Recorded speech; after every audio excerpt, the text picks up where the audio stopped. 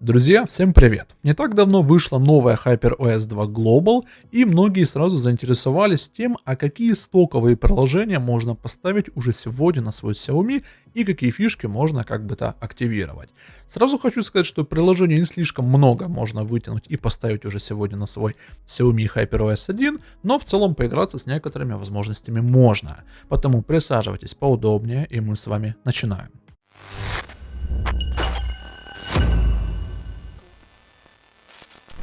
Как я изначально и сказал, что мы сегодня с вами тестируем все это добро на HyperOS 1. И подопытным у нас сегодня выступает Poco F6. Сразу предвижу ваши комментарии насчет того, что а можно ли новую шторку поставить себе на Xiaomi, и чтобы это все работало, и как бы, чтобы получить новые возможности. И отвечаю, что это поставить нельзя. Объясню почему, потому что там есть такой предмет, как совместимость. И только под 15 Android и под HyperOS 2 все это дело будет заточено. То есть сегодня мы с вами никоим образом не можем и плеер активировать, и как бы все эти ползунки в шторке немножечко, так бы сказать, улучшить.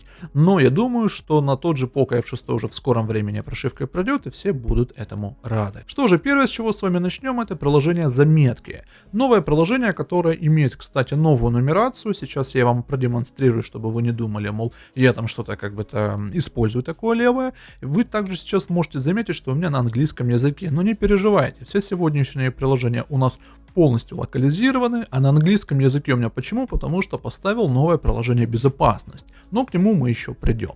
Получается, что у нас приложение Заметки в себе несет, а несет оно искусственный интеллект. Да, я думал, что я как бы просто поставлю версию там 1.47 и больше ничего не получу. Но, друзья, у нас появляется раздел AI, в котором можно нажать AI конспект, AI схема, корректура и AI перевод. То есть все то, что у нас есть в HyperOS 2, можно в плане искусственного интеллекта накатить и сюда.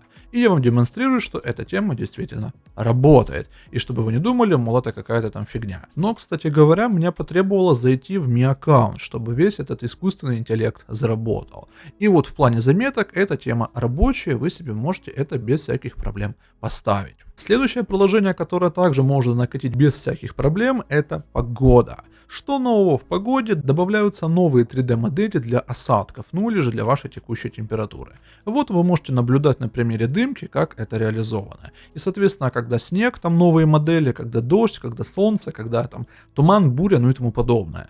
То есть банально простое обновление, которое добавляет хоть и немного функционала, но приятно на него будет посмотреть. Еще одну приложуху, которую также разработчики не обходят стороной, это и часы. Многие жаловались, что есть проблемы в плане того, как будильник работает, но на этой версии я на примере Poco F6 данных проблем не заметил.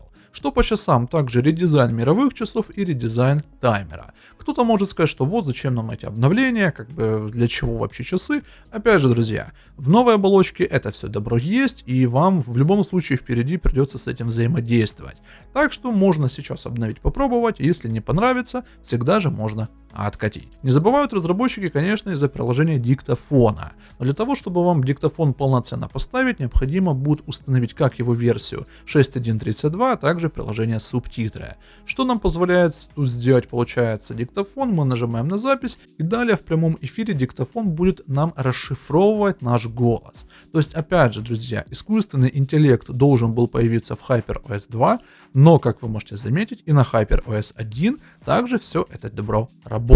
И без всяких там root прав и прочего мы с вами это можем активировать. Еще обновляют разработчики приложение Календарь. Получается, все мы с вами привыкли, что по умолчанию он у нас был, таким общим и ничем не примечательным. Сейчас же разработчики делают его редизайн, внизу добавляют нам категории месяц, 3 дня и 1 день. Как бы оно было раньше, но сейчас именно такая вот другая визуализация всего этого приложения. И то есть, когда вы выбираете один день, и под конкретное число у вас будет соответствующая картинка.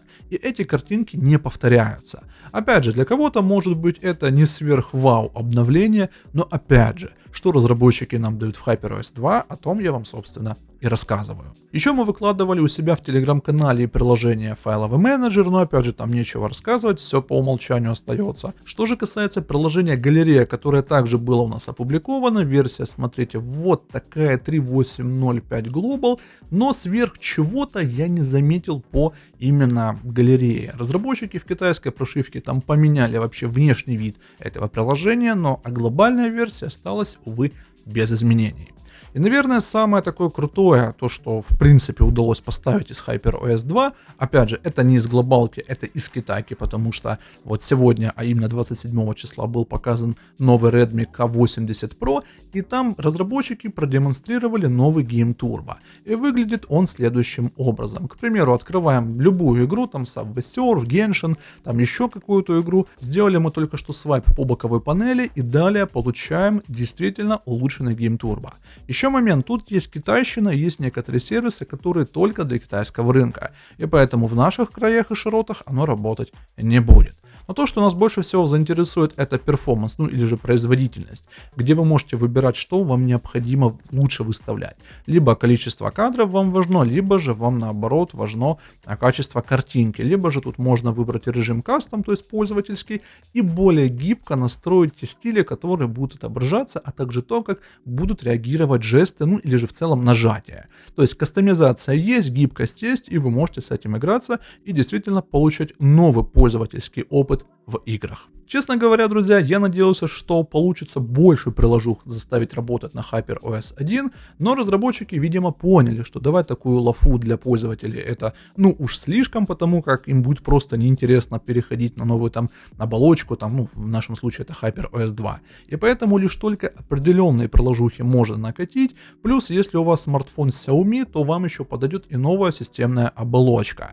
Для владельцев Poco пока что новых версий Poco Launcher нет, но я думаю, как только на там, любой Poco появится первая HyperOS 2, оттуда будет интересно вытащить тот самый Poco Launcher. Ну и я надеюсь, что там хоть какие-то новые фишки добавят, потому что, ну, объективно не обновляют Poco Launcher уже очень и очень долго. Все сегодняшние приложения будут, как и обычно, в нашем телеграм-канале, и ссылки на эти приложухи вы найдете в описании под этим видео.